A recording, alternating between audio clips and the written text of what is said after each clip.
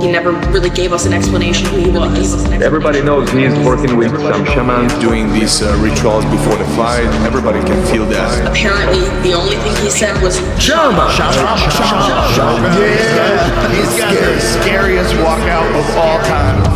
I mean, that guy is a monster. That guy's an absolute monster. Fight fans, welcome back to the Fight Spot. Is Alex Pereira the GOAT of the UFC?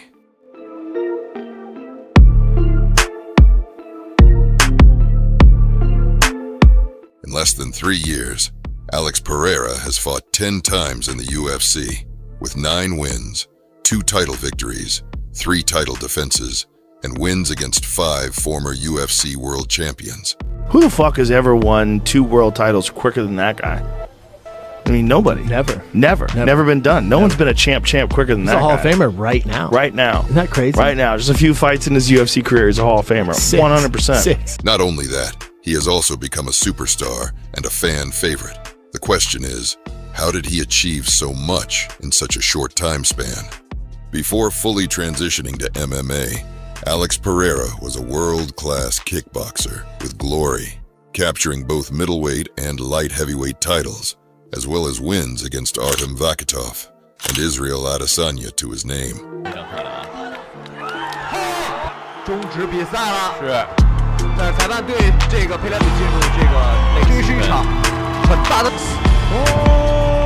By the time Pereira signed with the UFC, he was already 3-1 in MMA and was coming off a brutal knockout of Thomas Powell at LFA 95 in November 2020.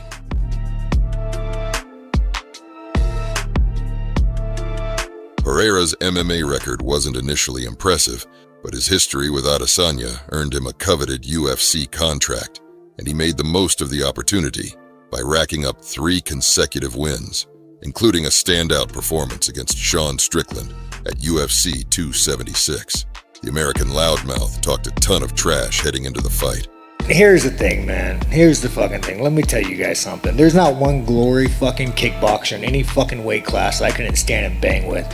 So don't fucking tell me just because you're some big fucking Brazilian, you knocked out Izzy 20 years ago, that fucking I can't stand with you. Come on, motherfucker. Get out of here.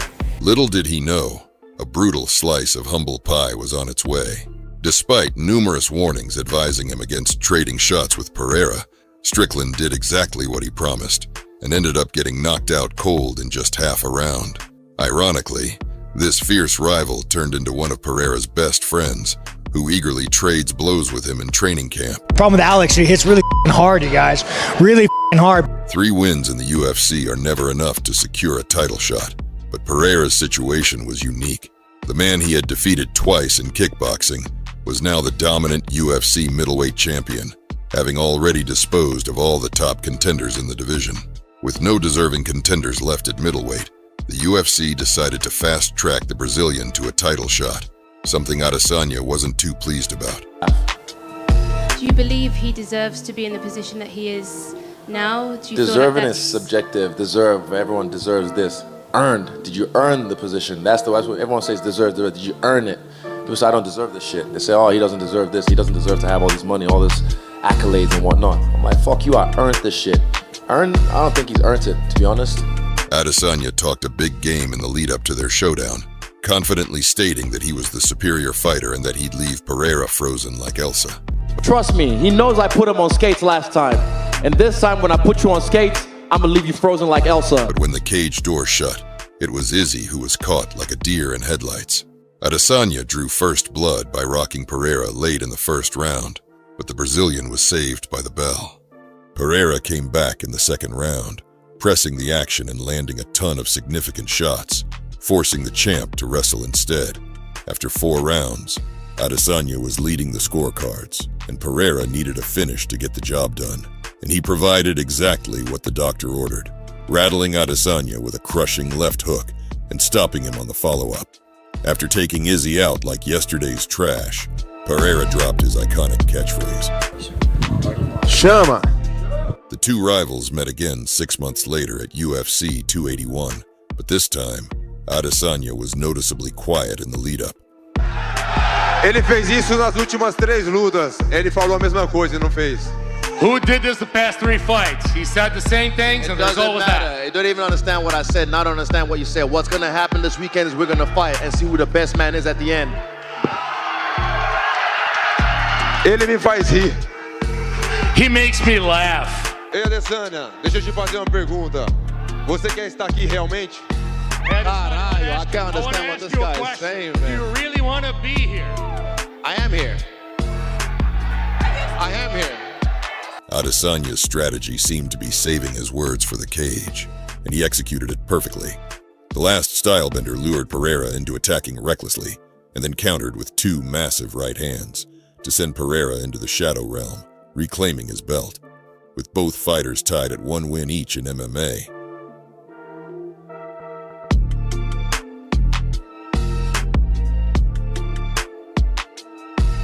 A trilogy seemed like the perfect move. However, Izzy surprised everyone by claiming their rivalry was settled, despite Pereira having won 3 of their 4 encounters across MMA and kickboxing. I saw him lying flat on the ground, frozen like Elsa. Traditionally, right, everyone's going to be like, oh, well, it's 1-1 in MMA, there should be a trilogy. I don't keep score, I settle them. But I'm gonna now say- it's settled. Regardless of whether their rivalry was truly settled, Pereira's time at middleweight came to an end, as he opted to move up to light heavyweight due to the brutal weight cut to 185 taking its toll. And look at the size of Pereira. That was a tough weight cut. They affect your ability to take a punch. Pereira's light heavyweight debut was anything but a walk in the park, as he found himself facing the seasoned former champion, Jan Blachowicz. What I see, great fight in stand-up. This is what I do when I do my visualization. For this particular bout, Pereira focused more on improving his grappling skills, and he trained tirelessly alongside his best friend and future Hall of Famer, Glover Teixeira, a former world champion with a wealth of grappling knowledge. He even enlisted the help of Dylan Danis, and it came in handy when he fought the Polish powerhouse at UFC 291. On fight night, Blachowicz was heavy on grappling, but Pereira's defensive skills on the mat were on point as he effectively got back to his feet when taken down. The striking exchange was a nail-biter, with both fighters landing significant shots. In the end, Pereira managed to inflict just enough damage to secure a tightly contested and controversial split decision victory. Nothing no, he was good. He was, tough and stuff like this, but nothing what I don't feel before, Yeah. That's it. Like everybody. I think that his stand-up will be much better, But yeah, so maybe if I will believe more in my stand-up, I will win this fight before time. But with a win as big as the one against Blachowicz and his short but impressive UFC resume, Pereira earned a vacant light heavyweight title fight at UFC 295 against returning former champ Jiří Procházka. Do you believe he's the most dangerous opponent that you... I will see that when I will face him. I think I fought with the danger, more dangerous guys. Yeah. Are you confident, Yuri, if you and him and this fight stays the entire time standing, that you can beat him in a striking match? Yes. 100% yes. 100% yes. But there is the keys which I have to keep. Since both men were known for their high aptitude for violence, the fight was expected to be a barnbuster, and it did not disappoint.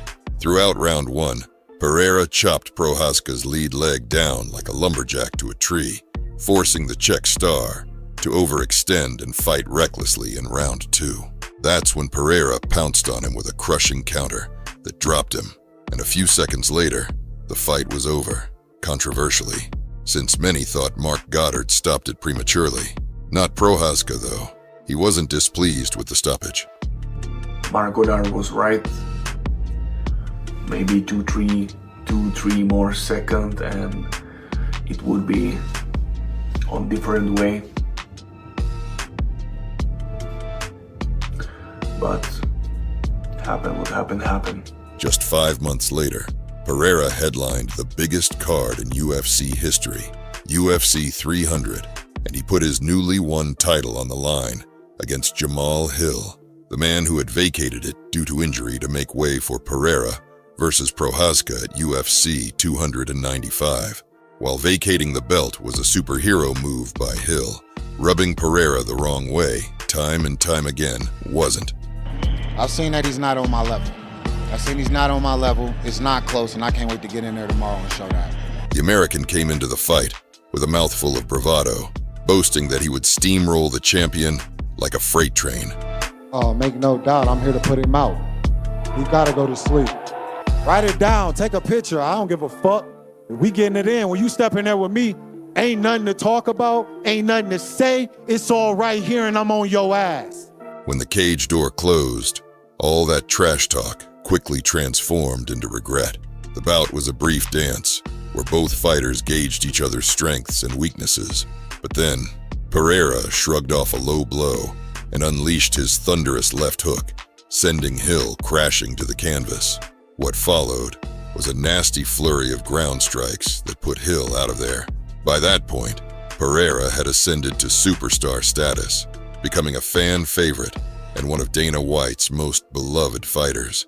And his success shone through once again when he answered the call on short notice to save UFC 303. He's defending his belt. He isn't just fighting anyone, like, you know what I mean? He's defending his belt on short notice.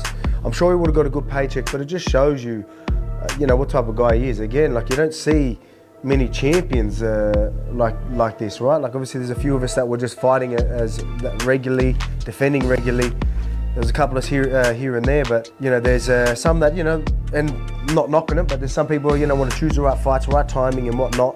Alex Pereira isn't one of those guys. The card was supposed to be headlined by Conor McGregor and Michael Chandler, but after the Irishman pulled out due to injury, the UFC called upon Pereira and Jiri Prochazka to fill in, and neither man declined the offer, setting up a light heavyweight title clash for the ages.